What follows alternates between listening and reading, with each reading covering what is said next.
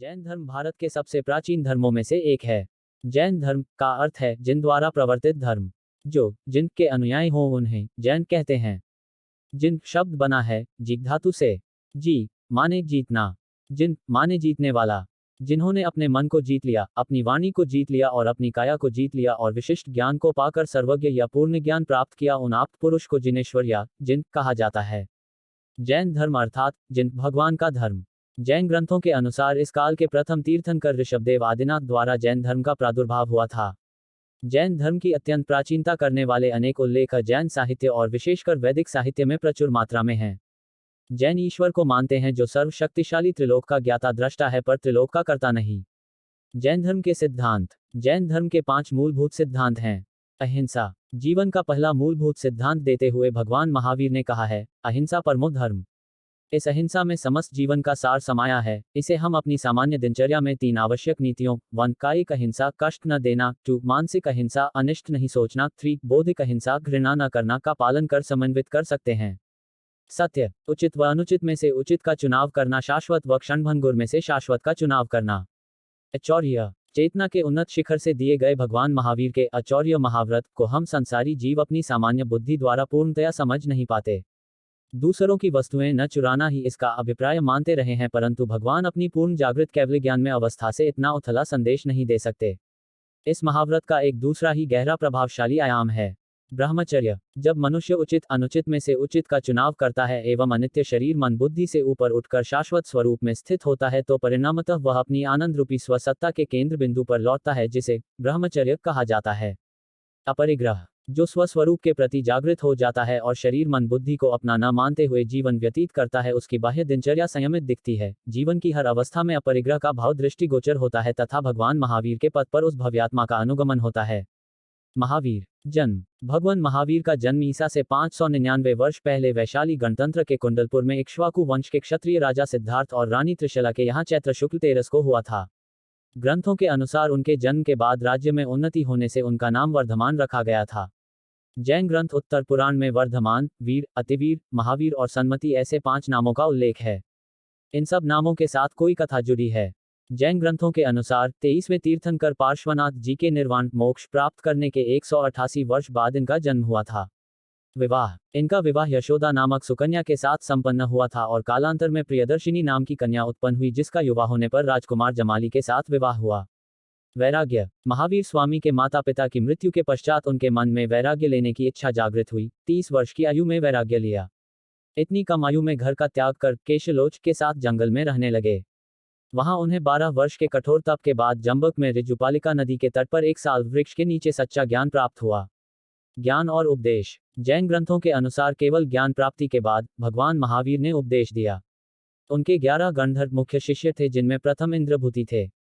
जैन ग्रंथ उत्तर पुराण के अनुसार महावीर स्वामी ने संवत्सरण में जीव आदि 7 तत्व, 6 द्रव्य, संसार और मोक्ष के कारण तथा उनके फल का नए आदि उपायों से वर्णन किया था।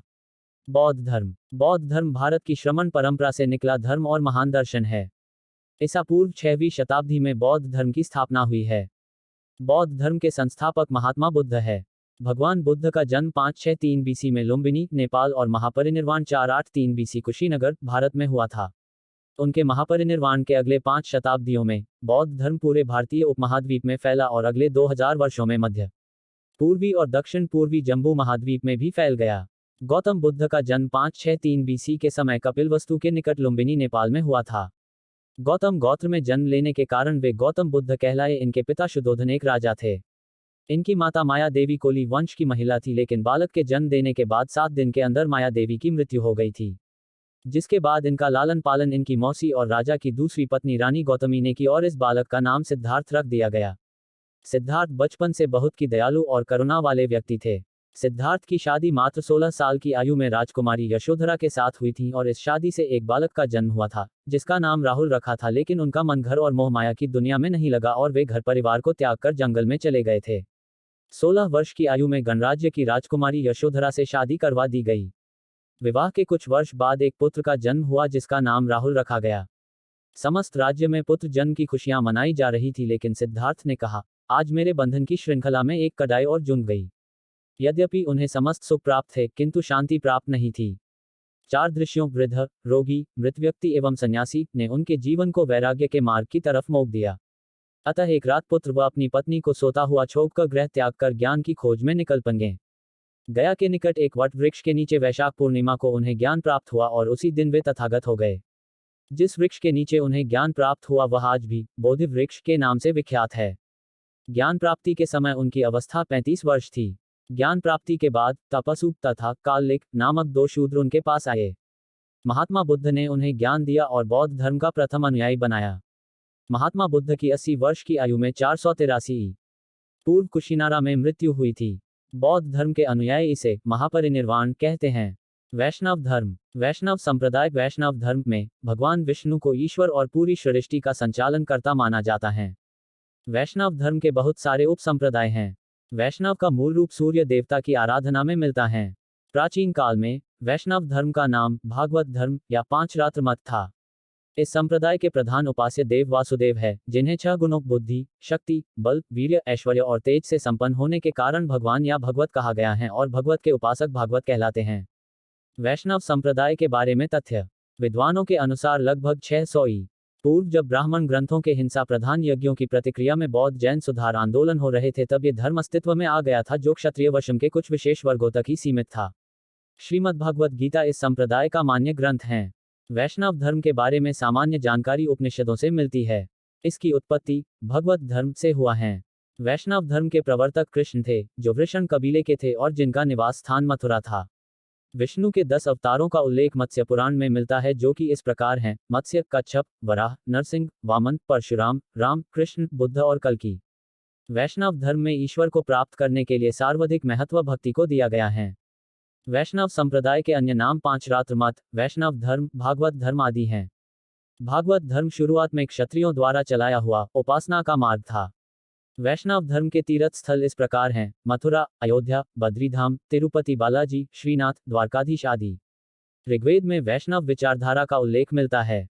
वैष्णव संस्कार। वैष्णव मंदिरों में भगवान विष्णु, राम और कृष्ण की मूर्तियां होती हैं। इस धर्म के लोग एकेश्वरवाद के प्रति कट्टर नहीं हैं। इस धर्म या संप्रदाय के साधु सन्यासी सिर मुंडाकर चुटिया रखते हैं। ये सभी पूजा, यज्ञ और अनुष्ठान दिन में करते हैं।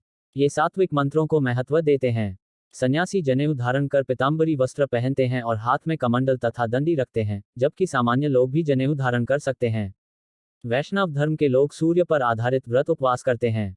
वैष्णव दाह संस्कार। मृत शरीर को जलाने की रीति है। ये चंदन का तिलक लगाते हैं।